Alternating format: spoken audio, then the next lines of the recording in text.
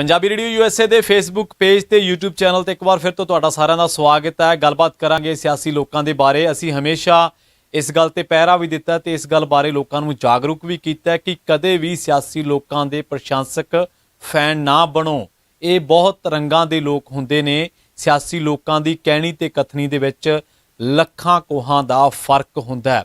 ये गल सानू समझनी चाहिए कि चंडीगढ़ के मसले ते लगातार रिपोर्टिंग कर रहे हैं। बात तफसील विद फैक्ट एंड फिगरस तुहानू दस्सिया कि चंडीगढ़ किवें खुस्सिया पंजाब तो ते अज केंद्री नुमाइंदा आके कहंदा है कि अज तो बाद आ नहीं होएगा, आ होएगा।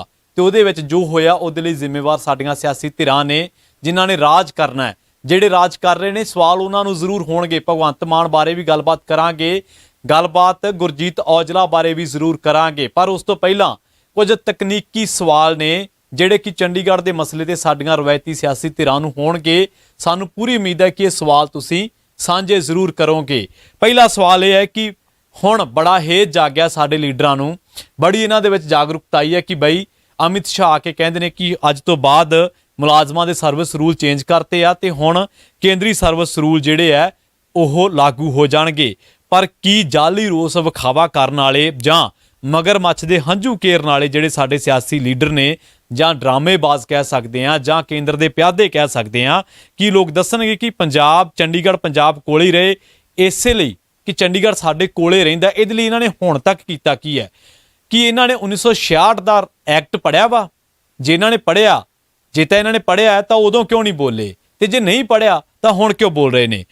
हुण तक पंजाब की सत्ता ते अकाली जां कांग्रेसी काबज रहे कि इन्हों उदों नहीं सी पता कि जदों इन्होंने अफसर नहीं सी लाए तो चंडीगढ़ इदां खुस जाना वा। उस तो बाद इन्होंने अपनियां सरकारां च हुंदे होए इन्होंने ये मसला नहीं चुक्या कि अज डेपूटेशनस दे उत्ते अफसर नहीं जा रहे, हौली हौली केंद्री पूल के अफसर आ रहे हैं, अहुदे जनरेट हो रहे हैं, उदों क्यों नहीं बोले। पीयू दे प्रोफैसर है जिहड़े एक बार उन्होंने धरना लाया तो मंग की कि साडी जिहड़ी यूनीवर्सिटी है इहनूं सेंट्रल यूनीवर्सिटी बना दिओ। पीयू दे प्रोफैसर धरना ला के मंग करते हैं कि साडी यूनीवर्सिटी नूं केंद्री यूनीवर्सिटी बना दिओ।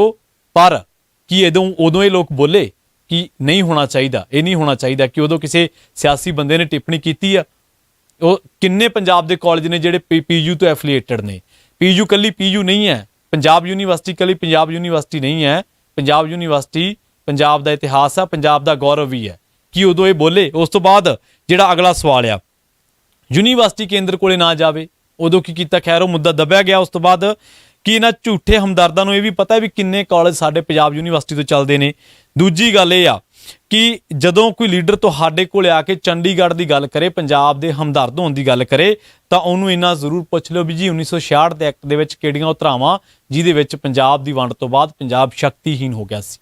साडे चंडीगढ़ के इख्तियार साडे कोलों खुस गए सीगे। जे उन्होंने ये भी जरूर पुछो कि 1966 वाला एक्ट तुसीं पढ़िया वा, जे पढ़िया तो उदों क्यों नहीं बोले तुसीं, जिहड़ी गल असीं कोट करके हटे हाँ। सो BBM के मामले ते बेशक केंद्र जिहड़ा पंजाब के इख्तियार खो चुकिया। दरियाई पानियां के मसले ते भी केंद्र नॉन रिपेरियन राज्यां नूं पानी धक्के नाल देण दी तैयारी दे विच आ, क्योंकि केंद्र कहंदा कि कंट्रोल मेरा है, जबकि संविधानिक तौर पर जे देखिए तो रिपेरियन राज कोले शक्तियां ने। पर हुण संविधान नहीं है, हुण बीजेपी आ। ये गल्लां नूं निखेड़ के देखना पैना वा कि ये उही बीजेपी है जिहड़ी गल गल ते संविधान चुक लिआउंदे आ जां कानून की गल करदे आ, राष्ट्र की गल करदे आ, पर संविधान नूं तोड़ के ही दरियाई पानियां दे जिहड़े इख्तियार ने अपने कोले लिजाए जा रहे ने। BBM दे विच पंजाब दा 51% शेयर है। पंजाबियों नूं शायद इहदे बारे इल्म नहीं होना, पर पंजाब दा चेयरमैन नहीं है, हुण तां मैंबर भी नहीं होना। BBM भी दरियाई पानियां दा मसला। उस तो बाद जेकर शक्तियां कोले दे मसले ते लंघियां खबरां ने, वो कहने कि तुहानूं हुण प्राइवेट प्लेयर्स तो लैना पैना वा। बिजली का संकट आने वाला एक बहुत वड्डा संकट होएगा पंजाब दे लई। सो संविधान कहता कि रिपेरियन राज्यां कोले शक्तियां नहीं हैगियां ने, पर केंद्र कहता कि हुण शक्तियां वो गल नहीं है। हुण असीं तय करांगे कि इहनूं किन्ना देना आ।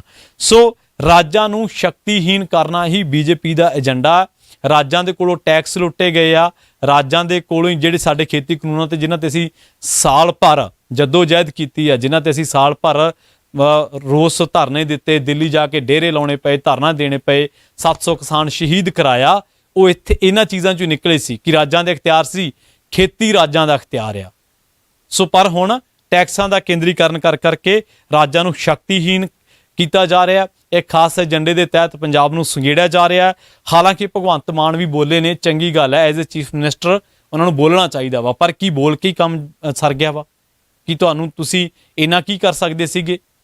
ਰੈਂਪ ਵਾਕ ਕਰਕੇ ਪੰਜਾਬ ਨਹੀਂ ਬਚਾਇਆ ਜਾਣਾ, IPL ਦੀ ਮੰਗ ਜਾਂ ਨਵਾਂ IPL ਜਾਂ IPL ਦੇ ਵਿੱਚ ਖੇਡ ਕੇ ਹੀ ਪੰਜਾਬ ਨਹੀਂ ਬਚਾਇਆ ਜਾਣਾ, ਮਾਫ ਕਰਨਾ, ਬਹੁਤ ਸਾਰੀਆਂ ਚੀਜ਼ਾਂ ਕਰਨੀਆਂ ਪੈਣਗੀਆਂ ਤੁਹਾਨੂੰ। ਲੋਕ ਸਭਾ ਦੇ ਵਿੱਚ ਗੁਰਜੀਤ ਔਜਲਾ ਬੋਲੇ ਨੇ, ਪਰ ਗੁਰਜੀਤ ਔਜਲਾ ਜੀ, ਤੁਹਾਡੀ ਪਾਰਟੀ 1966 ਤੋਂ ਬਾਅਦ ਕਿੰਨੀ ਵਾਰੀ ਸੱਚੋ ਸੱਚੀ ਆਪਦੀ ਗੌਰ ਕਰਿਓ ਕਿ ਕਿੰਨੀ ਵਾਰੀ ਸੱਤਾ ਦੇ ਵਿੱਚ ਆਈ ਹੈ, ਕਿੰਨੀ ਵਾਰੀ ਤੁਸੀਂ ਇਹਨਾਂ ਚੀਜ਼ਾਂ ਤੇ ਬੋਲੇ ਹੋ।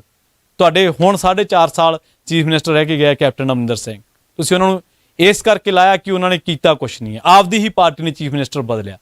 ਇਹ ਇੱਕ ਨਿਵੇਕਲੀ ਗੱਲ ਹੈ।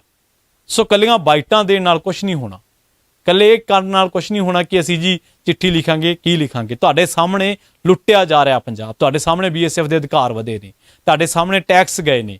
ਅਮਨਪ੍ਰੀਤ ਬਾਦਲ ਜਿਹੜੇ ਅੱਜ ਹਾਰੇ ਨੇ, ਇਹਨਾਂ ਨੇ ਕਦੇ GST ਦੀ ਸਲਾਹਤਾ ਕੀਤੀ ਸੀਗੀ ਕਿ GST ਵਧੀਆ ਚੀਜ਼ ਆ।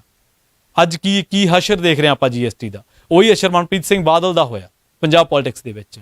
ਸੋ ਹਮੇਸ਼ਾ ਅਸੀਂ ਇਹ ਗੱਲ ਕਰਦੇ ਹਾਂ ਕਿ ਹਰੇਕ ਚੀਜ਼ਾਂ ਨੂੰ ਜ਼ਰੂਰੀ ਨਹੀਂ ਹੈ ਕਿ ਸਿਆਸੀ ਐਨਕਾਂ ਲਾ ਕੇ ਹੀ ਦੇਖਿਆ ਜਾਏ। ਚੀਜ਼ਾਂ ਨੂੰ ਜ਼ਰੂਰੀ ਨਹੀਂ ਹੈ ਕਿ ਹਰ ਚੀਜ਼ ਨੂੰ ਤੁਸੀਂ ਪਹਿਲਾਂ ਸਿਆਸਤ ਦੇ ਨਾਲ ਹੀ ਦੇਖਣਾ ਵਾ, ਉਸ ਤੋਂ ਬਾਅਦ ਤੁਸੀਂ ਦੇਖਣਾ ਕਿ ਪ੍ਰੋਫਿਟ ਹੈ ਜਾਂ ਨਾਨ ਪ੍ਰੋਫਿਟ ਆ। ਸੋ ਅਸੀਂ ਲਗਾਤਾਰ ਇਹਦੇ ਤੇ ਗੱਲ ਕਰਦੇ ਰਹਾਂਗੇ ਪੰਜਾਬ ਦੇ ਮਸਲਿਆਂ ਨੂੰ ਲੈ ਕੇ। ਤਾਂ ਆਪਾਂ ਗੱਲ ਕਰ ਰਹੇ ਸੀਗੇ ਸਿਆਸਤ ਤੋਂ ਉੱਪਰ ਉੱਠ ਕੇ, ਪਾਰਟੀਬਾਜ਼ੀ ਤੋਂ ਉੱਪਰ ਉੱਠ ਕੇ, ਆਈਡੀਓਲੋਜੀ ਕਨਫਲਿਕਟ ਨੂੰ ਛੱਡ ਕੇ ਪੰਜਾਬ ਨੂੰ ਬਚਾਉਣ ਦੇ ਲਈ, ਸੰਘੀ ਢਾਂਚੇ ਨੂੰ ਬਚਾਉਣ ਦੀ ਲੜਾਈ ਲੜਨੀ ਪੈਣੀ ਹੈ, ਕਿਉਂਕਿ BJP ਦਾ ਇੱਕ ਖਾਸ ਏਜੰਡਾ ਜਿਹਦੇ ਤਹਿਤ ਪੰਜਾਬ ਸਮੇਤ ਕਈ ਹੋਰ ਰਾਜ ਨੇ ਜਿਹੜੇ ਉਹਨਾਂ ਨੂੰ ਲੱਗਦਾ ਕਿ ਰੜਕਦੇ ਰਹਿੰਦੇ ਨੇ, ਜਿਹੜੇ ਉਹਨਾਂ ਦੇ ਰਾਹਾਂ ਦੇ ਵਿੱਚ ਅੜਿੱਕਾ ਲੱਗਦੇ ਨੇ। ਉਹਨਾਂ ਨੂੰ 370 ਖਤਮ ਕੀਤੀ, ਪੰਜਾਬ ਬੋਲਿਆ, ਖੇਤੀ ਕਾਨੂੰਨ ਲਿਆਂਦੇ, ਪੰਜਾਬ ਬੋਲਿਆ। ਸੋ ਇੱਕ ਖਾਸ ਏਜੰਡੇ ਦੇ ਤਹਿਤ ਹੁਣ ਪੰਜਾਬ ਨੂੰ ਉਹਨਾਂ ਚੀਜ਼ਾਂ ਦਾ ਇੱਕ ਤਰੀਕੇ ਨਾਲ ਪੰਜਾਬ ਨੂੰ ਭੁਗਤ ਭੋਗੀ ਬਣਾਇਆ ਜਾ ਰਿਹਾ ਕਿ ਤੁਸੀਂ ਬੋਲੋਗੇ ਤਾਂ ਤੁਹਾਡੇ ਨਾਲ ਇਹ ਹੋ ਜਾਏਗਾ। ਸੋ ਇਸ ਤਰ੍ਹਾਂ ਨਹੀਂ ਹੋਣਾ ਚਾਹੀਦਾ। ਬਾਈਟਾਂ ਦੇਣ ਨਾਲ ਮਸਲੇ ਹੱਲ ਨਹੀਂ ਹੋਣੇ, ਚਿੱਠੀਆਂ ਲਿਖਣ ਨਾਲ ਮਸਲੇ ਹੱਲ ਨਹੀਂ ਹੋਣੇ। ਸੋ ਪੰਜਾਬੀ ਰੇਡੀਓ US ਨੇ ਹਮੇਸ਼ਾ ਇਸ ਗੱਲ ਨੂੰ ਤਰਜੀਹ ਦਿੱਤੀ ਆ ਕਿ ਜੇਕਰ ਪੰਜਾਬ ਹੈ ਤਾਂ ਪੱਤਰਕਾਰੀ ਹੈ, ਜੇਕਰ ਪੰਜਾਬ ਹੈ ਤਾਂ ਅਸੀਂ ਹਾਂ, ਜੇਕਰ ਪੰਜਾਬ ਹੈ ਤਾਂ ਪੰਜਾਬੀ ਰੇਡੀਓ USA ਆ, ਜੇਕਰ ਤੁਸੀਂ ਹੋ ਤਾਂ ਸਾਨੂੰ ਇਹ ਪੂਰੀ ਉਮੀਦ ਹੈ, ਪੂਰਨ ਉਮੀਦ ਹੈ ਕਿ ਤੁਸੀਂ ਇਹੋ ਜਿਹੇ ਕੰਟੈਂਟ ਨੂੰ ਸ਼ੇਅਰ ਕਰੋਗੇ ਜਿਹੜਾ ਪੰਜਾਬ ਦੇ ਪ੍ਰੋਸਪੈਕਟ ਨਾਲ ਬਣਿਆ ਹੋਇਆ। ਸੋ ਹਮੇਸ਼ਾ ਜਿਸ ਮਸਲੇ ਤੇ ਵੀ ਪੰਜਾਬ ਨੂੰ ਸ਼ਕਤੀਹੀਣ ਕਰਨ ਦੀ ਗੱਲ ਹੋਏਗੀ, ਜਿਸ ਮਸਲੇ ਤੇ ਵੀ ਪੰਜਾਬ ਦੇ ਆਵਾਮ ਦੇ ਨਾਲ ਧੱਕੇ ਦੀ ਗੱਲ ਹੋਏਗੀ, ਪੰਜਾਬੀ ਰੇਡੀਓ USA ਬੜੇ ਧੜੱਲੇ ਦੇ ਨਾਲ, ਬੜੇ ਇੱਕ ਤਰੀਕੇ ਨਾਲ, ਬੜੀ ਹਮਦਰਦੀ ਦੇ ਨਾਲ ਔਰ ਬੜੀ ਬੇਬਾਕੀ ਦੇ ਨਾਲ ਤੁਹਾਡੇ ਨਾਲ ਇਹ ਤਫਸੀਲ ਪੂਰਵਕ ਰਿਪੋਰਟਾਂ ਸਾਂਝੀਆਂ ਕਰਦਾ ਰਹੇਗਾ। ਸਾਨੂੰ ਪੂਰੀ ਉਮੀਦ ਹੈ ਕਿ ਤੁਸੀਂ ਇਸ ਰਿਪੋਰਟ ਨੂੰ ਸੁਣ ਕੇ ਸਿਆਸਤਦਾਨਾਂ ਨੂੰ ਸਵਾਲ ਜ਼ਰੂਰ ਕਰੋਗੇ। ਸਾਨੂੰ ਪੂਰਨ ਉਮੀਦ ਹੈ ਕਿ ਤੁਸੀਂ ਇਸ ਰਿਪੋਰਟ ਨੂੰ ਸੁਣ ਕੇ ਇਸ ਕੰਟੈਂਟ ਨੂੰ ਹੋਰਾਂ ਦੇ ਨਾਲ ਸ਼ੇਅਰ ਜ਼ਰੂਰ ਕਰੋਗੇ, ਕਿਉਂਕਿ ਹਮੇਸ਼ਾ ਉਹ ਕੰਟੈਂਟ ਸ਼ੇਅਰ ਕਰੋ ਆਪਣੇ ਮੋਬਾਈਲ ਤੇ ਜਿਹੜਾ ਕੰਟੈਂਟ ਪੰਜਾਬ ਦੇ ਪ੍ਰੋਸਪੈਕਟ ਤੋਂ ਬਣਿਆ, ਜਿਹੜਾ ਕੰਟੈਂਟ ਪੰਜਾਬ ਦੇ ਸਿਆਸਤਦਾਨ ਨੂੰ ਸਵਾਲਾਂ ਦੇ ਕਟਹਿਰੇ ਦੇ ਵਿੱਚ ਖੜਾ ਕਰਦਾ ਹੈ। ਇੱਕ ਵਾਰ ਫਿਰ ਤੋਂ ਰਿਪੀਟ ਕਰਦੇ ਹਾਂ ਕਿ ਜੇਕਰ ਪੰਜਾਬ ਹੈ ਤਾਂ ਪੱਤਰਕਾਰਤਾ ਹੈ, ਜੇਕਰ ਪੰਜਾਬ ਹੈ ਤਾਂ ਅਸੀਂ ਹਾਂ, ਜੇਕਰ ਪੰਜਾਬ ਹੈ ਤਾਂ ਪੰਜਾਬੀ ਰੇਡੀਓ USA ਆ, ਤੁਹਾਡੇ ਨਾਲ ਆ। ਸੋ ਅਗਲੀ ਰਿਪੋਰਟ ਦੇ ਵਿੱਚ ਫਿਰ ਮਿਲਾਂਗੇ, ਆਪਾਂ ਸਾਰੇ ਗੱਲਬਾਤ ਕਰਾਂਗੇ। ਪਰ ਚੰਡੀਗੜ੍ਹ ਦੇ ਮਸਲੇ ਤੇ ਜਿਹੜੇ ਲੋਕ ਦੋਗਲੀ ਸਿਆਸਤ ਕਰ ਰਹੇ ਨੇ ਉਹਨਾਂ ਨੂੰ ਆਹ ਵੀਡੀਓ ਸ਼ੇਅਰ ਉਹਨਾਂ ਦੇ ਨਾਲ ਜ਼ਰੂਰ ਕਰਿਓ। ਬਹੁਤ ਬਹੁਤ ਧੰਨਵਾਦ। ਪੰਜਾਬੀ ਰੇਡੀਓ USA ਦੇ ਫੇਸਬੁੱਕ ਪੇਜ ਨੂੰ ਜੇਕਰ ਲਾਈਕ ਨਹੀਂ ਕੀਤਾ ਤਾਂ ਕਰ ਲਓ, ਕਾਲ ਨਾ ਕਰੋ। ਇਸੇ ਤਰ੍ਹਾਂ ਜੇਕਰ YouTube ਚੈਨਲ ਨੂੰ ਸਬਸਕ੍ਰਾਈਬ ਨਹੀਂ ਕੀਤਾ ਤਾਂ YouTube ਚੈਨਲ ਨੂੰ ਸਬਸਕ੍ਰਾਈਬ ਕਰੋ, ਬੈਲ ਆਈਕਨ ਦਬਾਉਣਾ ਕਦੇ ਨਾ ਭੁੱਲਿਓ। ਪੰਜਾਬੀ ਰੇਡੀਓ USA ਦੇ ਇਹਨਾਂ ਦੋਨਾਂ ਸੋਸ਼ਲ ਪਲੇਟਫਾਰਮਸ ਦੇ ਉੱਤੇ ਸਿਰਫ ਪੰਜਾਬ ਦਾ ਹੀ ਨਹੀਂ, ਤੁਸੀਂ ਅਮਰੀਕਾ ਦੀ ਪੋਲਿਟਿਕਸ ਨਾਲੋਂ ਨਾਲ ਅਮਰੀਕਾ ਦੇ ਮਸਲੇ, ਪੰਜਾਬੀਆਂ ਦੇ ਮਸਲੇ, NRIs ਦੇ ਮਸਲੇ ਔਰ ਖਾਸ ਕਰਕੇ ਆਰਥਿਕਤਾ ਦੇ ਨਾਲ ਜੁੜੀਆਂ ਅਹਿਮ ਖਬਰਾਂ ਨੂੰ ਸਮੇਂ-ਸਮੇਂ ਤੇ ਦੇਖਦੇ ਰਹੋਗੇ। ਤੁਹਾਡਾ ਸਾਰਿਆਂ ਦਾ ਬਹੁਤ ਬਹੁਤ ਧੰਨਵਾਦ। ਸਤਿ ਸ਼੍ਰੀ ਅਕਾਲ।